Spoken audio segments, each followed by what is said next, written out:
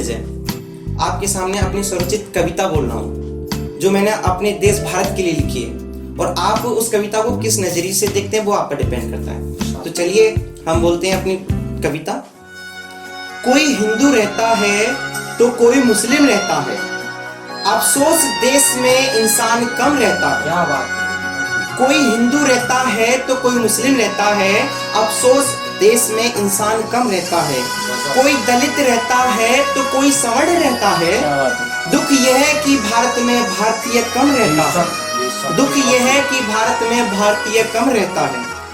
कोई धर्म में जीता है तो कोई धर्म को जीता है, कोई धर्म में जीता है तो कोई धर्म को जीता है।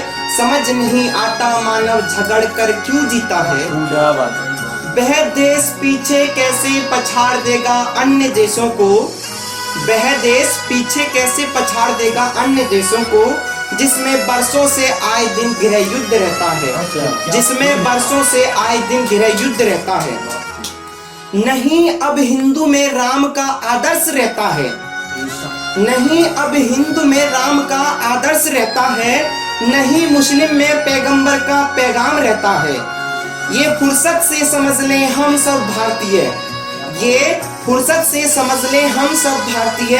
वो देश ही अव्वल है जहां सिर्फ इंसान रहता है, वो देश ही अव्वल है जहां सिर्फ इंसान रहता है।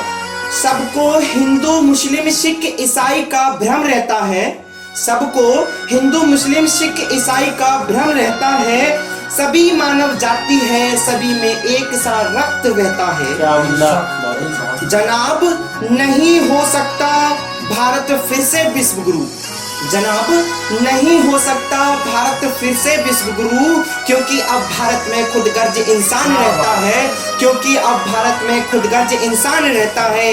कोई हिंदू रहता है तो कोई मुसलमान रहता है, अफसोस देश में अब इंसान कम रहता है, अफसोस देश में अब इंसान कम रहता है। जय हिंद, जय भारत।